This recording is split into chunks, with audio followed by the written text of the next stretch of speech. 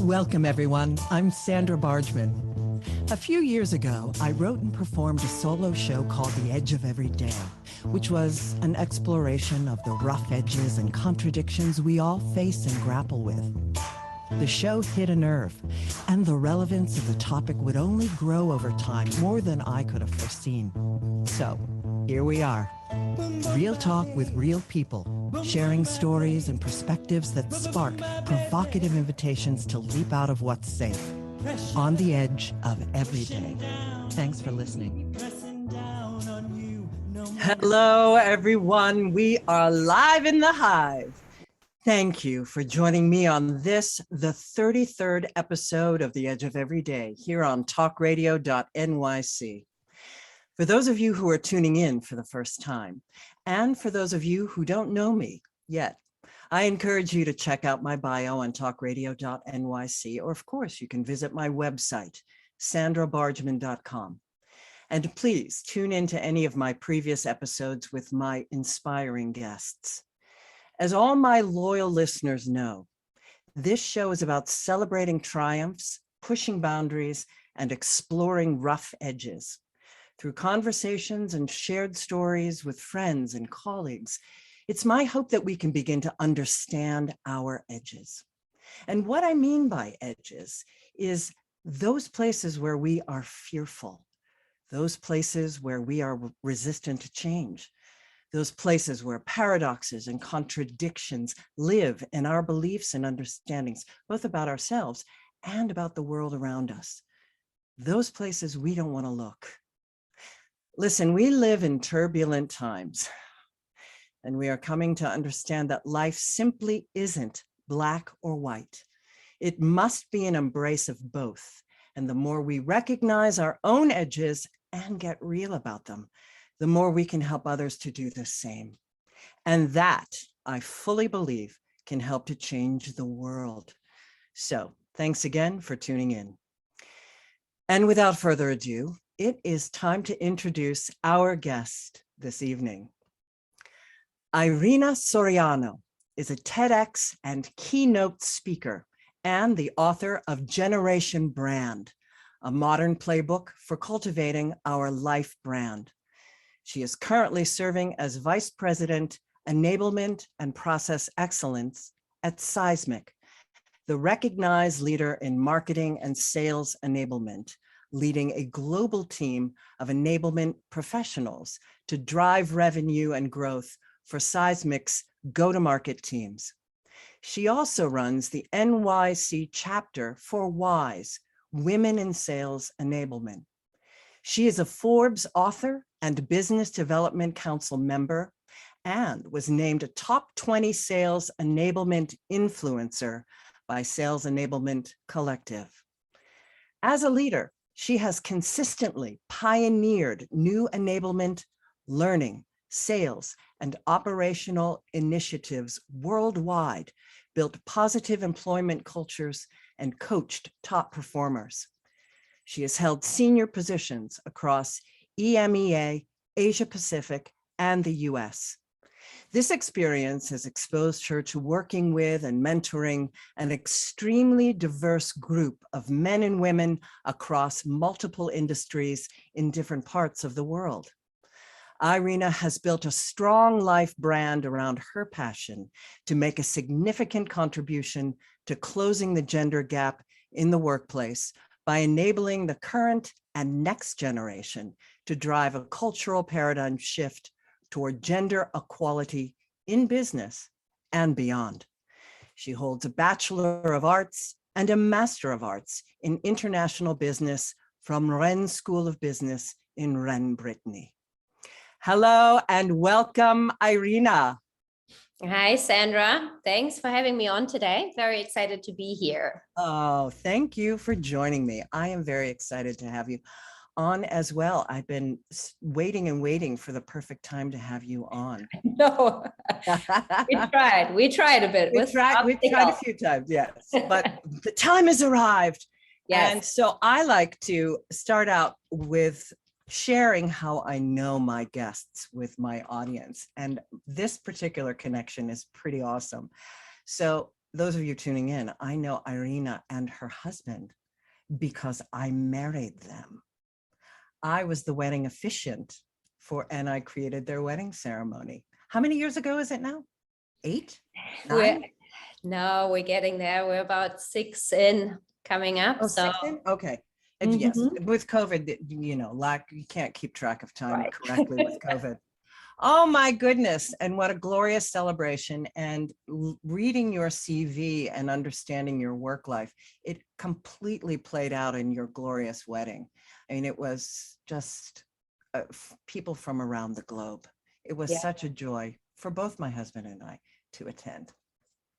Yeah, it was a very special moment. And obviously, because we know you and I see you all the time, that brings back the memories for me as well, right? Every time I talk to you. Clearly, everyone listening in, that was not the last time I saw her. We have remained good friends. So again, it's a joy to have you on and to celebrate your incredible accomplishments. You have worked tirelessly for gender parity, gender equality. And I would be very remiss I can't start the show without acknowledging what has occurred in our world in the United States. The Supreme Court has overruled Roe v. Wade 3 days ago, holding that the Constitution does not confer a right to abortion, and the authority to regulate abortion is returned to the people and their elected representatives. The ruling was 5-4 to overturn Roe and 6-3 to uphold the Mississippi law. So, not that we need to go down this rabbit hole intensely, but I am curious I was very pleased to see that you made a post on LinkedIn about this on the business app. And I have read a few other detailed postings on LinkedIn where they have received some dramatic pushback that it is not the correct place to be talking about this. And I would argue that it's business, the world of business is absolutely the place to be talking about this. Yeah. What have you noticed, if you can talk about this in your office with your colleagues and the women that you mentor? What are some of the observations that you have seen?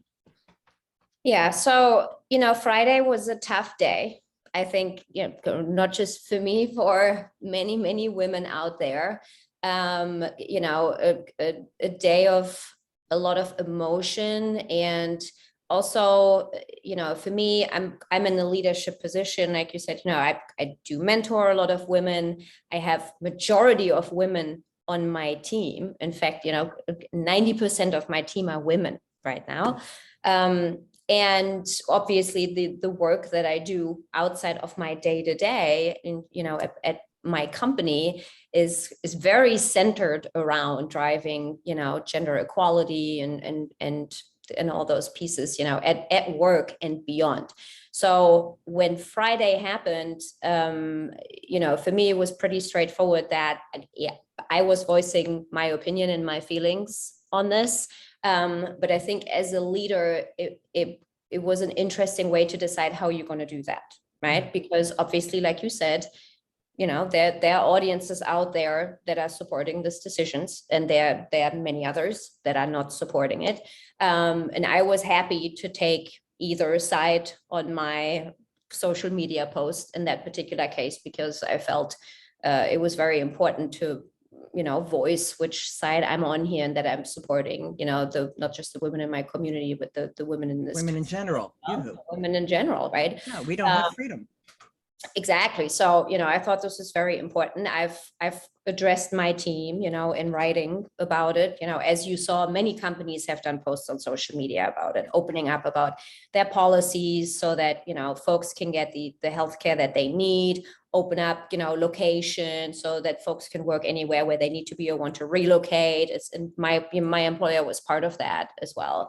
Although it's a sensitive topic, for me, it was just a no-brainer to voice my opinion on it. And quite frankly, I've seen it. I was on social media all day. I've read all the comments. I've seen what some folks commented on other women's posts as well. And I do think it was the place to voice that. And quite frankly, it's silence in these situations. Those days are over. And quite frankly, and we're going to get into that. Everything I'm saying in my book is about who you are, how you want to be perceived, and the life brand you're building. And social media is the vehicle, if we want this or not.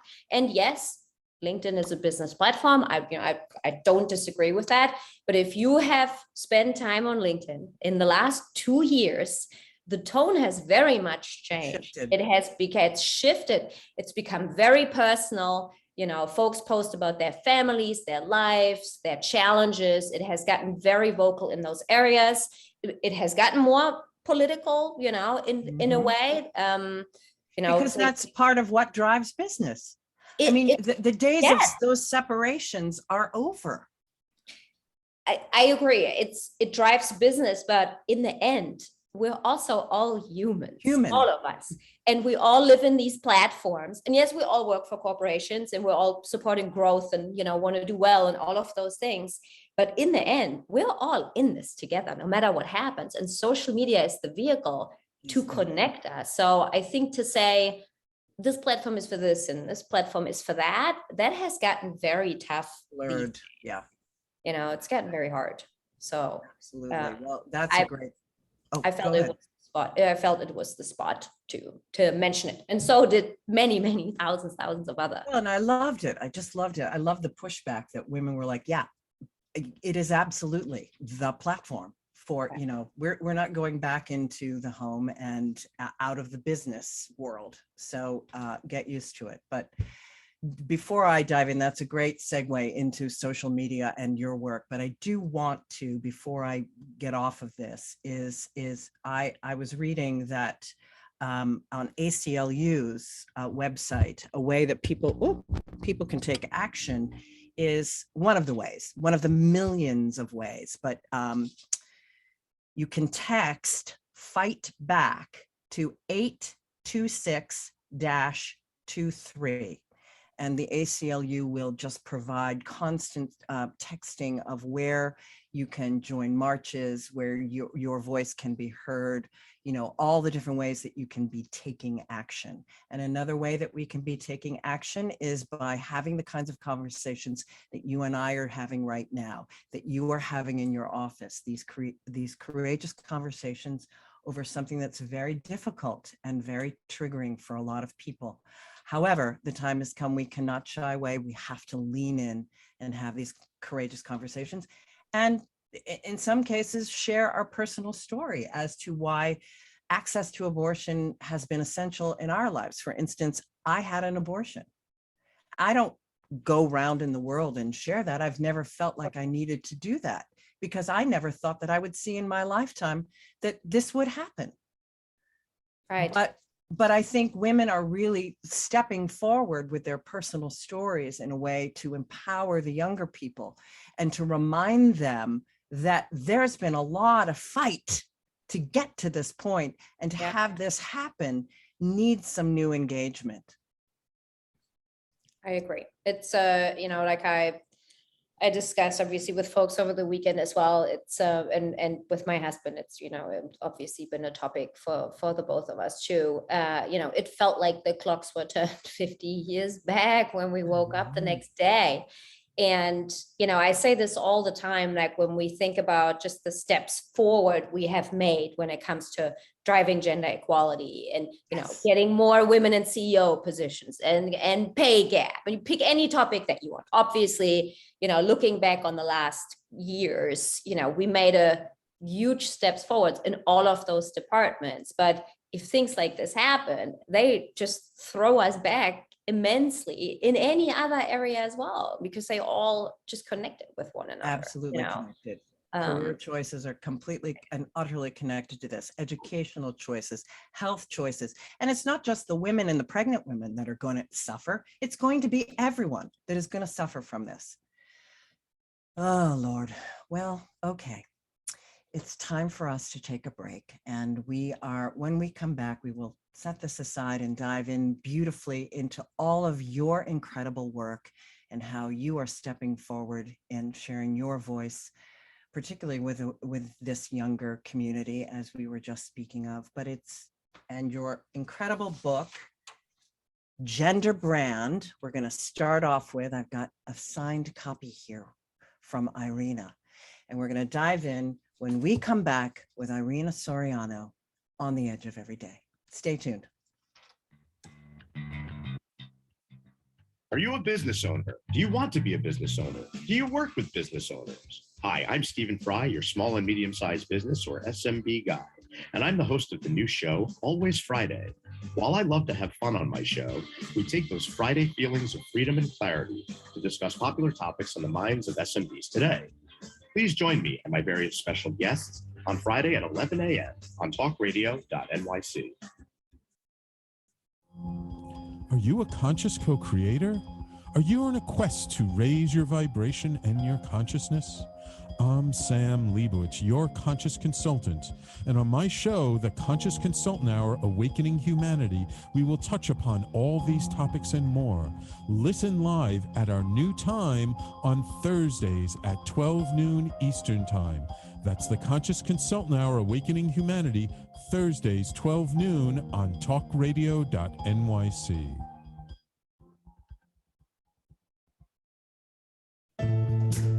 Are you on edge? Hey, we live in challenging, edgy times, so let's lean in. I'm Sandra Bargman, the host of The Edge of Every Day, which airs each Monday at 7 p.m. Eastern Time on TalkRadio.NYC.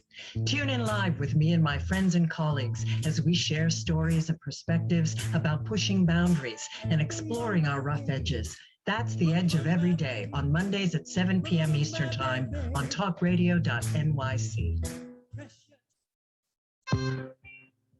You're listening to Talk Radio NYC. Uplift, educate, empower.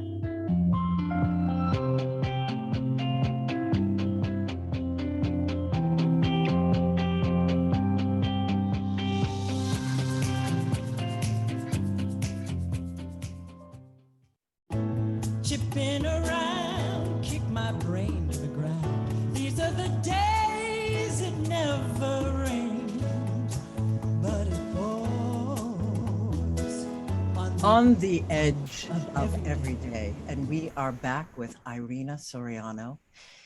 And we're going to dive in and talk about her book, Generation Brand. So you are pioneering a new and larger understanding of what brand is. Your book is not about creating a brand. It's so much bigger than that. So let's understand, what is the difference between a life brand and a personal brand, or brand in general? That's a great question.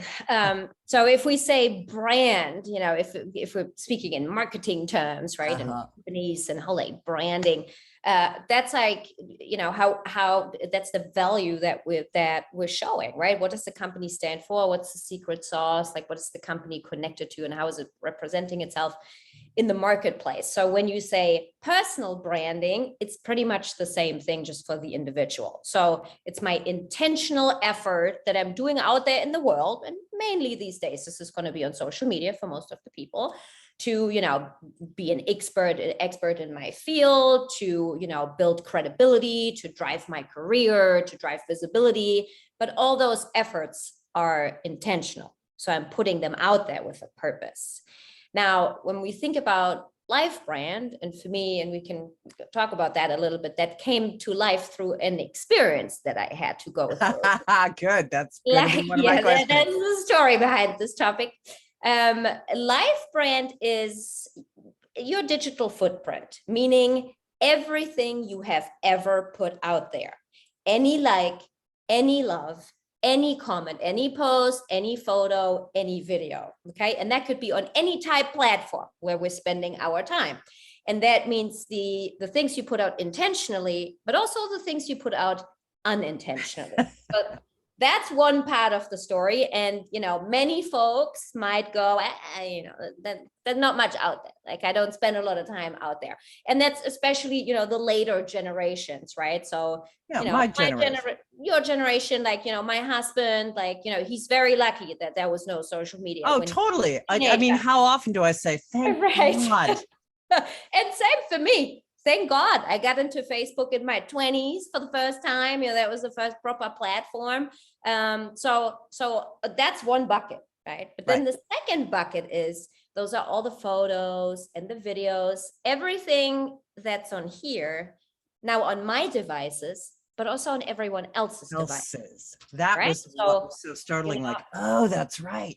So you People go to filming the party, you. right? Think back. I mean, when we teenagers, we go to the party. Now we have a couple too many. We're not quite sure what happened the rest of the night. We go home. A classic. But now everybody has a recording device. This is a much different situation. So anything that's recorded of you by anybody, and more than half of the population in the world has a smartphone right now. That's just what it is. That is also part of your life brand. Now, will this ever see the light of day? Right. Maybe no, maybe yes, maybe not right now, maybe in 15 years from now, when you're, in an executive position and you don't remember that this is even out there. If you've watched my TEDx talk, there was a young, very courageous woman that has given, a testimonial. Unbelievable. Tell that. Just quickly touch on that. Yeah, it's it was a picture that was posted from years ago that was taken on photo and that on paper, right? So, and that's the last category. So all your friends that have those Kodak photos in the boxes up in there. Yeah, all you have to do is take a picture of it. Now they can take a picture of it and post it, right? So that's the other piece. That's what happened to her, and it went viral within a very short period of time, millions and millions of shares and comments. And she received death threats, and so did her family. And it's, she lost a couple of jobs over that. And, it's been really just a tragic story for her. But she decided to, come forward, not mentioning her name, for the TEDx talk that I was doing. I read her story and I approached her, and she said she wanted to give back to the, to bring the community so that other people are not repeating her mistake. And maybe one day she may decide to mention that, this was her, but that's totally up to her. So I'm obviously. Well, it's an interesting edge of every day, this whole cancel culture thing. And on the one hand, it's great that we can film everything. I mean, George Floyd's death. Right. And, thank God that we're able to film these policemen in these compromising and criminal stances. But, and so that cancel culture and the consequences of bad behavior is a good thing. But cancel culture in the opposite direction is not. So how do you manage that?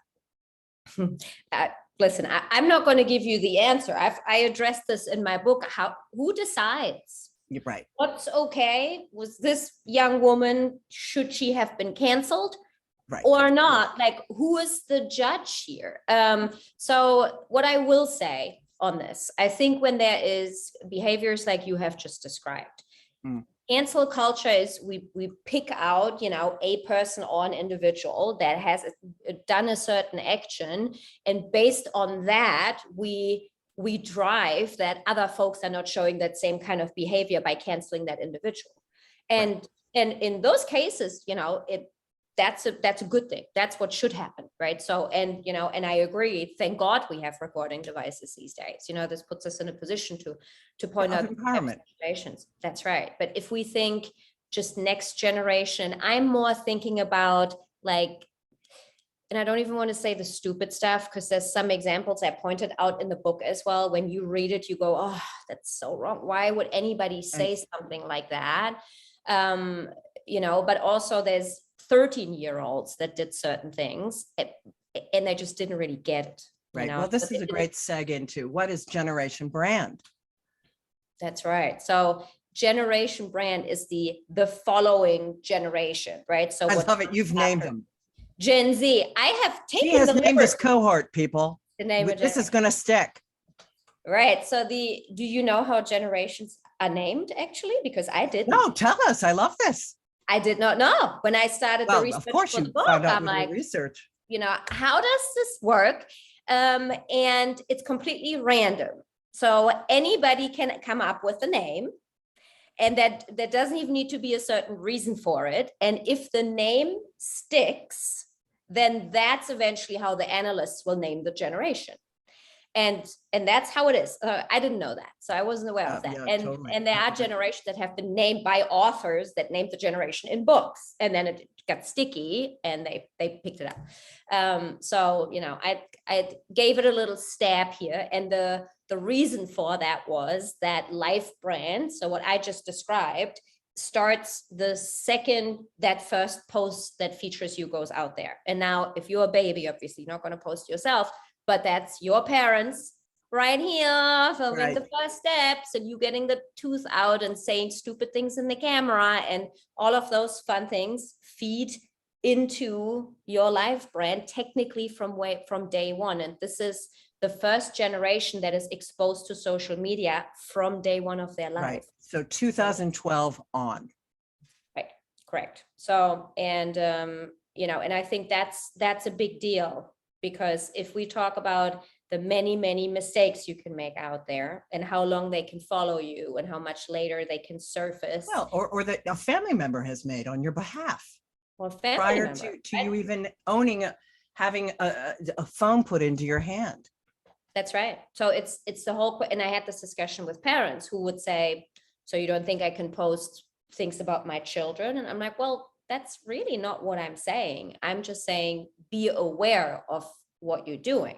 Right. You are building their Life brand without them having given you consent to do so. And, those might be harmless things, which mean nothing and which are fine. But, there might be other things where if the, kid is 12, 13, 14, 15, 16, 17, where they would go, yeah, you know what, I don't really want that on social media about me. And we're taking a little bit that freedom away from them in that way. And I just don't think it's something that's top of mind to people every day. They don't think much about it really. So we breezed over I want to circle back. You were starting to hint at some story that made you discover this connection with social media and Life brand, your personal story. How did that happen? My personal story. So it's a few years ago, I decided to step out of a role I had been in and for over 10 years. So, same company, global setup, and a wonderful journey, but circumstances led me to the point where within one day, the decision was made that I said, okay, this will be my last day here. And I woke up, and I was already living in, I was in New Jersey at the time. Now I live in New York, but I'd been here like 2-3 years, few years in, and I woke up the next morning, and I usually make decisions I decided at night. And when I wake up in the morning, I see how I feel, and then I go ahead. In this case, I couldn't do that. So I made it on the day, and then walked out and woke up the next morning. My husband was at work. My stepkids were in school. So I was all alone, the first time ever not having to go to a job.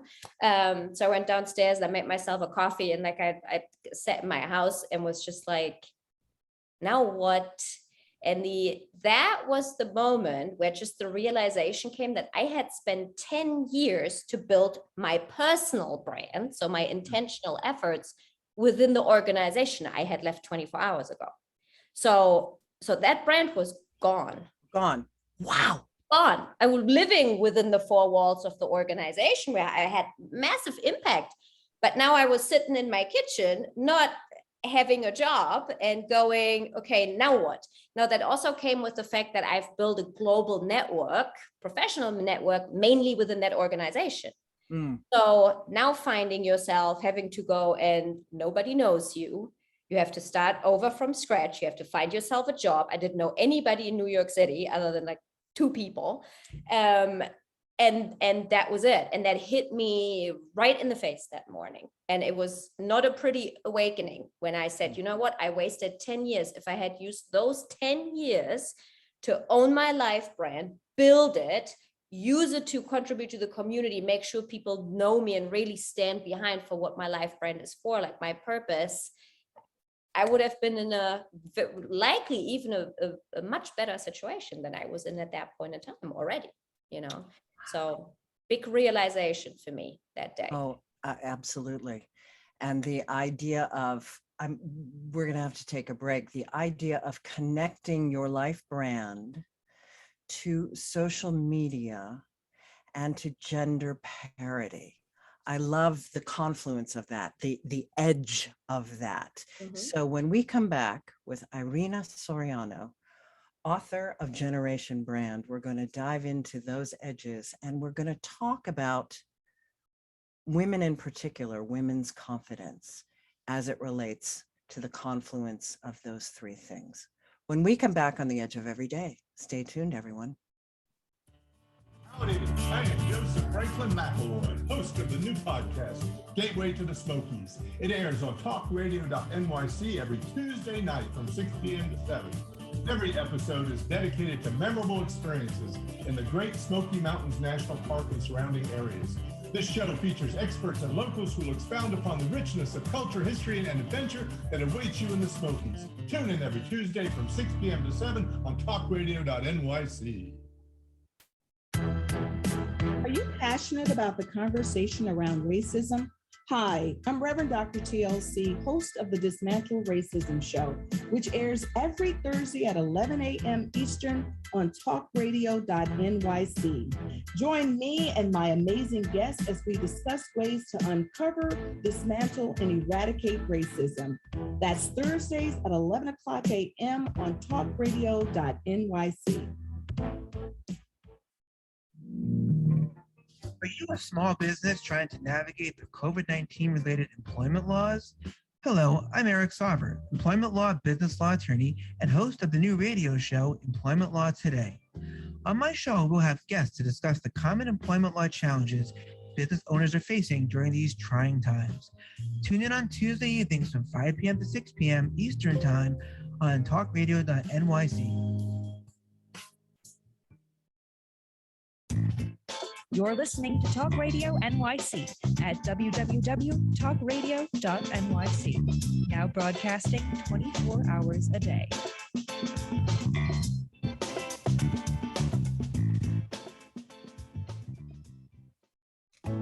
Chipping around, kick my brain to the ground. These are the days it never rains, but it pours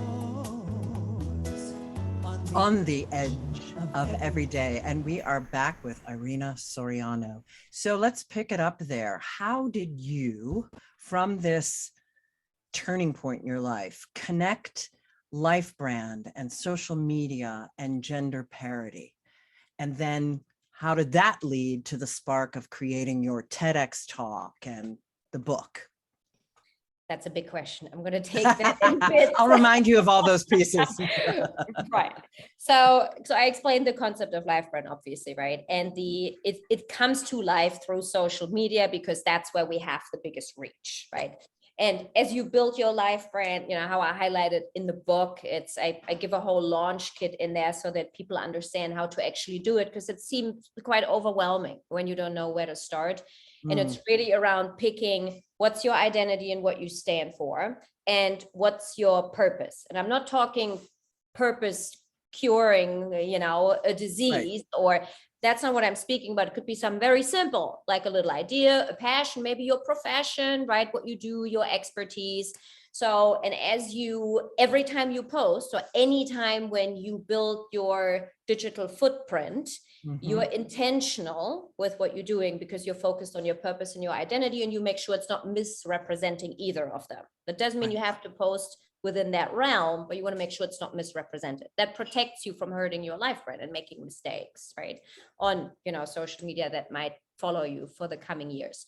So that's how life brand and social media hang together. Now, how I got into the whole gender piece, as I started to build out, my research and really dug into this whole thing, I've very quickly, I'm aware of it, but I also stumbled over a lot of research on the confidence gap, between men and women, right? And that's, there's books out there, and there's studies and research. So this is not something I came up with, that, women shy away from self-promotion, right? Women are more afraid to speak about their accomplishments. Women take less risks. And the list goes on and on and on. And that includes women like myself. So when I compare, to male leaders that are at my level or slightly above, I sometimes do see behaviors that differ from them. And that is likely related, to my gender. And I think it's a big discussion. Is this DNA? Is this ingrained in our brain? I come from a socialized. family. I believe Socialized. we're completely and utterly socialized. And right. yes, I do believe it's cellular, because so many women behind us have believed that. Right. And I come from a family that has fostered my confidence from, a very early age. And I even have those. Oh, totally. Same with me. I'm as outspoken and bold as can be. And I do too. I have my places. Totally. Imposter syndrome, I feel these things all the time. And so do other executives, that are openly speaking about this, men and women, but obviously we know this is a bigger thing for women. So my whole point was, when I got into the research on, what's happening with the next generation, like how do they get influenced by social media, with now teenagers, they get less driver's licenses, which is pretty interesting. The depression and anxiety rates are significantly up, right, within that next generation. So talking Gen Z, not really generation brand, but especially like the folks that are in the teenage years into, college, like they're that Gen Z many factors that play into that. Exactly. So, and the influences on social media, it's I'm not going to say the fakeness, because I don't think that's the right way of putting it, but there is a lot out there that's not real. Forced positiveness. Right. Yeah, so forced. And we and especially at a young age, we get those influences. And if this is, I mentioned a girl in the book who who's a lifeguard down at the shore, and she's like, I put my first TikTok out, and then so many people told me I'm fat and ugly, and now I didn't want to be a lifeguard anymore because I never wanted to wear a bathing suit again. And she put something up where she was wearing a bathing suit, and she's a gorgeous young woman. So that stuff is going to stick with her maybe forever, for a really long time. And that's what happens on social media when there's no seatbelt. So my whole point is, if I already have a lack of confidence, and I didn't grow up with social media, I come out of a family that has pushed my confidence like to the edge, and I'm in a working environment where me and my gender and my background is cherished and supported. Now imagine somebody who doesn't have all of these things and grows up with social media, getting their teeth kicked in for years and years and years and years.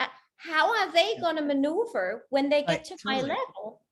I mean, do you find, I mean, it seems like it makes sense that there are more women on social media. I mean, the things that we're seeing and the influencers, I mean, maybe it's just what my feed comes up way more with women, and way more men making comments about women. Is that true in your research? I mean, I can't comment on the men making comments about women, because it's women also commenting. It's also absolutely, yeah. Right? The competition is nasty. That's another reason. That whole piece, I wouldn't comment on that. Like, I can't give you a percentage, but there's a slightly higher percentage of, depending on which platform we're talking about, that women frequent versus men. Yeah, I would think the young people, it's Insta, that's really where they're, and it's so picture oriented. It's not, they're not writing epistles and stories and lovely blog posts, that sort of thing. Right. It's the content that women versus men post. That Facebook has published studies on that are available, that women have a tendency to talk more personal things and also personal challenges, more interpersonal stuff, and men hang more on the the business, the sports, these type topics. So so there are numbers around that. Top of my head, I couldn't quote you exactly what the percentage is. But when it comes to the hate and the trolls and all of that, I think it's both, and I think you're right. I think and women are, I had Leslie Michaels on my show, and and Right. her book is coming out. It's all about that and competition. I have a chapter in her book, by the way.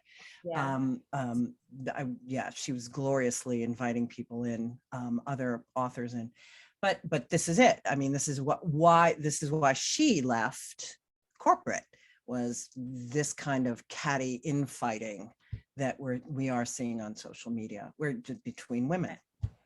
But I digress. I want to, well, not really, but I want to focus now on, so what was the spark for your book and your TEDx? And, now that you've put all these pieces together, boom. Right. So the spark happened, the idea was born a few years ago. So I had it at the back of my head, but I never really put it together. You know how it is when you write this one sentence and you're like, that's it. So that hadn't happened yet. Like, it was there, but I couldn't, just tie it all together. Tell it. That I think that was kind of the thing. And just before the pandemic, I attended like a weekend of a life seminar, and was very apprehensive to participate in this whole thing, but I eventually did. And as part of that, I stepped in front of 100 people and I said in a microphone, I'm going to do a TEDx talk, which is a lifelong dream of mine. With the purpose of their whole thing was, hey, if you don't say the things out loud, they're not going to come to you, right? So, and somebody who's, one of my best friends as well, she was in the audience. She hadn't met me. She randomly came up to me and said, I'm going to help you get your TEDx talk. And I was like, okay, that's amazing. And she introduced me to somebody, who was a coach, who kind of helped me get the whole thing off the ground. And then as I started writing, I produced so much content that then the idea came up, hey, we're in pandemic, I'm saving some commute time, things are shut down on the weekend, I'm just going to write a book. That was not the plan. So that was a very... Wow. And that was born out of COVID. That was the book portion of it. That was both. So, and then I wrote the book, and it was short, maybe 4 months or so. I worked with an amazing editor on it, and then had everything designed and out. And then as the book was ready, then I got the notification that New York City accepted me for the TED stage as well at Water Street last year. And then the book came out like the same week as I was doing the TEDx talk. So it's it all nicely came together, and it's been really an amazing ride since, being able to talk about it and do keynotes and be able to influence. Oh yeah. Wonderful. Yes. Good that we've mentioned the keynotes. So I'm hesitant to dive in. Can I ask my glorious tech Dylan, how much time do we have left in this section? 4 minutes. We can do it. So I am blown away by the concepts that are put forth in this book, and how it is directed towards young people, but the nuggets and the understanding is apropos to people of all ages. And that was really my huge takeaway from reading it, and telling every young woman that I knew about the book. Yeah. But so what do you think is the biggest hurdle for women at this time with I mean, not to go back into the Roe v. Wade, what do you think is the biggest hurdle for women at this time in terms of moving forward in leadership and moving forward in their careers? So I think especially for the next generation, one of the big things is there aren't that many female examples, right? We have, and that was the same for me when I grew up in my corporate career. On the top level, maybe one woman, if lucky, maybe two, and not really women I would have access to. So who am I then going to learn from? Talk to somebody who has the same challenges as me overall, right? So I had many, many amazing male mentors throughout my career, absolutely outstanding, and I'm very grateful for that. But, other than one, I never had a female mentor or a female sponsor. And I think that is the big challenge for women these days.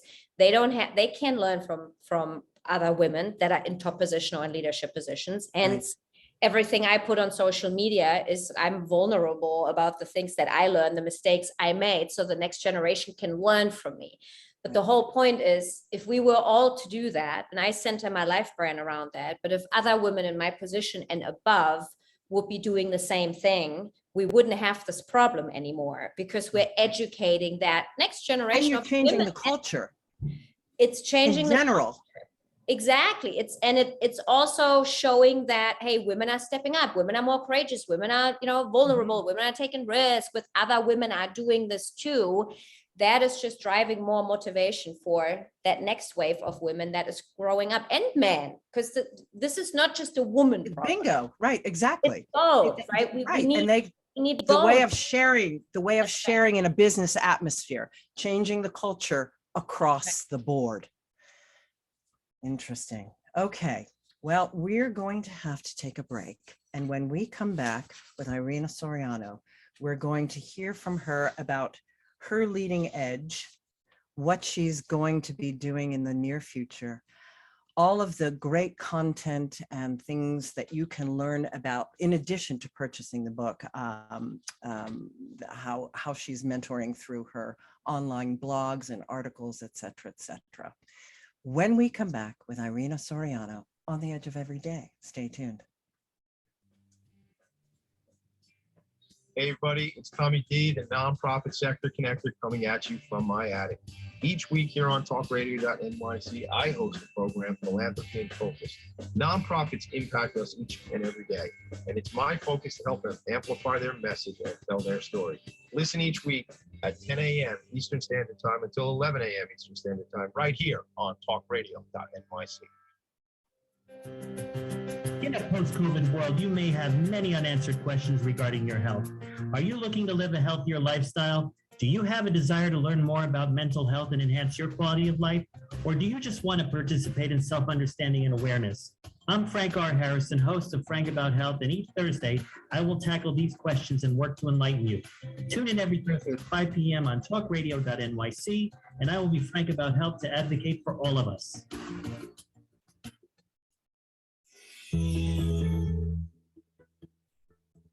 Calling all pet lovers. Pet Avengers, assemble! On the Professionals and Animal Lovers show, we believe the bond between animal lovers is incredibly strong. It mirrors that bond between pets and their owners. Through this program, we come together to learn, educate, and advocate. Join us live every Wednesday at 2 p.m. at TalkRadio.NYC. You're listening to Talk Radio NYC at www.talkradio.nyc. Now broadcasting 24 hours a day.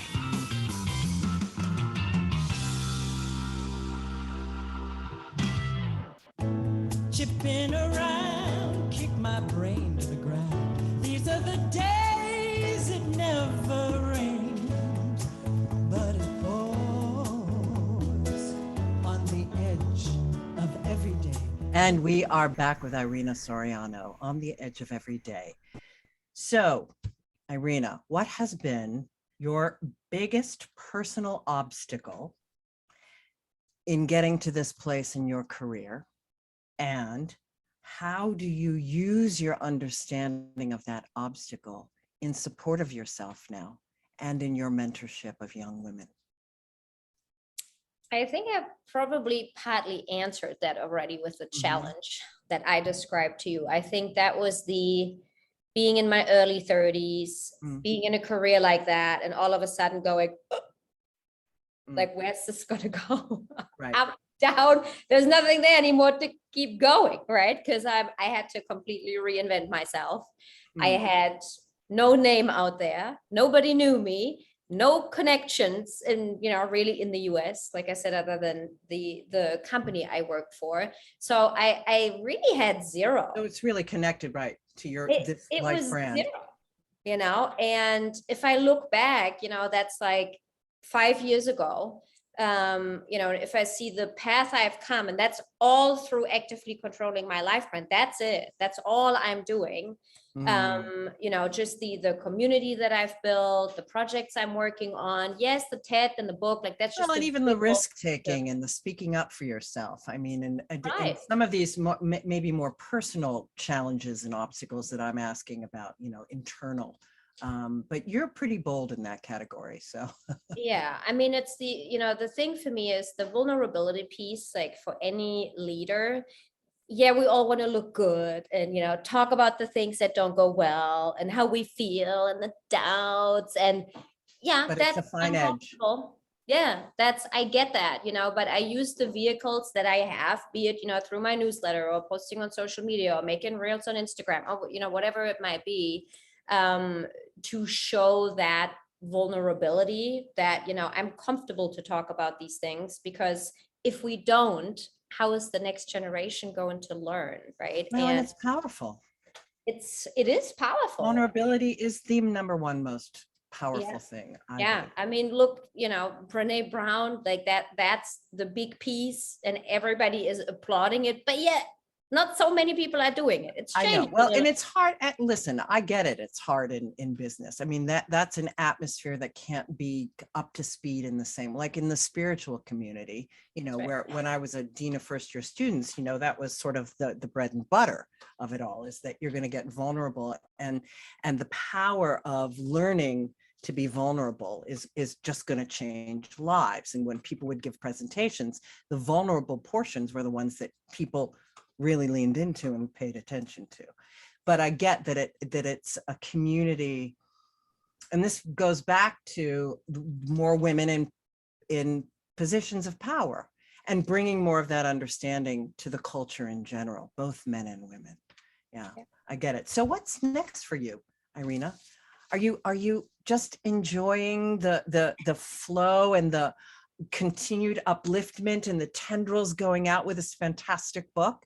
Or do you have your next one like written already?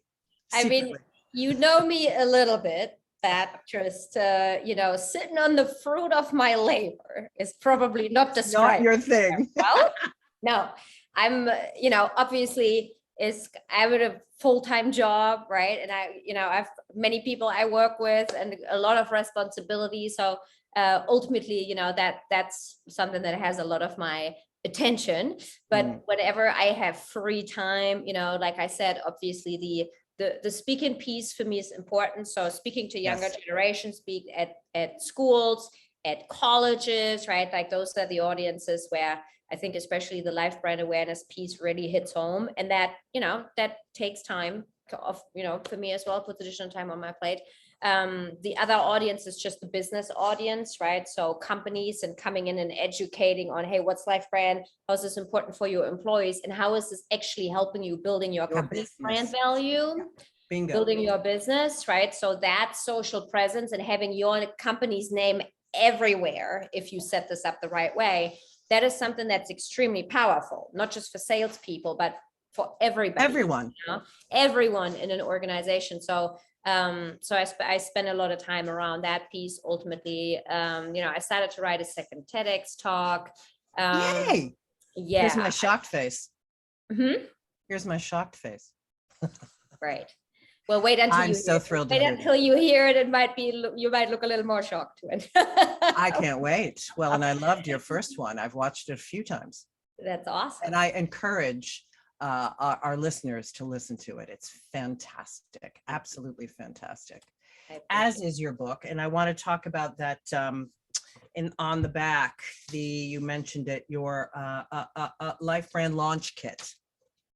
Yes. Like the last fourth of the book is this fantastic like workbook where you can go through and really dig into what your understanding of life brand is, how you can be more intentional with it, how you can understand its impact and all of the connections that it makes. It's just really, that's a fantastic plus in this book. So where can people find you? Yeah. So you can find me on social media. So you can. She's all over social media. All of us. Well, I'm a Which good is life brand fantastic. example. Very, very, very, very. It's wonderful. Thank you. My 2 channels are LinkedIn, obviously. So just Irina Soriano, you find me right away. There's not that many of them. And then on Instagram, it's irina.soriano. So my Instagram is really centered around tips and tricks to instantly boost your career, and advance in life overall. So a lot of the stuff I'm sharing is personal to me, things I've done myself to drive my career forward, things that you can implement quickly. So that's really the heart of it all when it comes to that. You can follow my newsletter. That I think is fantastic. And what's the name of it? I love the name. Confidence Kitchen. It's fantastic. Yeah, it's that was my husband's idea. He comes up with a lot of good names. So that's a great place for, again, I share personal stories. I share things I've learned. Like I tap into areas where people go, ooh, like that might not always something everybody wants to talk about. That's where we are. Courageous conversations. And that's where we are. Right. That's where we are. And this is also, just a place for people to, exchange their opinions. And sometimes they differ from mine, and that's good, because that encourages these conversations. Growth. Oh, that and Lord knows we need it more than ever right now. Right. So also your website, irinasoriano.com, and that's going to be, of course, in the show notes as well. And they can find links to your book there. It's also on Amazon. Is there any other place that I always encourage people to go to their local bookshops and order it as well. Yeah. Well, and another thing pops to mind is mothers, all the mothers that are listening. This is something that I've shared with my friends who are mothers, that this is an excellent book for you to read as well, to have these kinds of conversations with your daughters, with your sons, with the young people in your life. I can't promote this anymore confidently. This is just a fantastic book. Thank you. So you are most welcome, my friend. So what is your, before we sign off, what is the last bit that you would share, your last tidbit that you would share with our young people that are listening right now? Yeah, I think what I would say is social media is not going to go away, right? It's here to stay. It's going to grow, and it's impacting all of our lives. So the earlier you can start controlling what you do on social media and being aware of your life brand, the earlier or the faster you can build up your confidence. And again, I explained that in the book. This is going to be impacting your career. This is going to impact how you show up in job interviews in front of your future potential boss, how you feel when you go, against your male peers. And I wish I had known this when I was in my, teenage years. I wish. So, with the hopes that we're having these conversations, I hope to reach that generation so that they can start this journey much earlier than I could. I had to wait until my 30s. Wow. Amen. That's beautiful. Well, Irina Soriano, thank you so much for being on my show and for sharing your wisdom and your wit and your beauty and your book and your understandings. It's been a joy to have you on. Thank you. To those of you who are listening in, thank you for spending an hour with me. Remember, with us, an hour with us. Remember, you are always at the edge of the miraculous. Never lose sight of that. Next week is July 4th. We will not be having a show, but please join us in 2 weeks. Till then, take good care. Bye-bye. This is our last dance. This is our last dance. This is ourselves under pressure. Under pressure. pressure.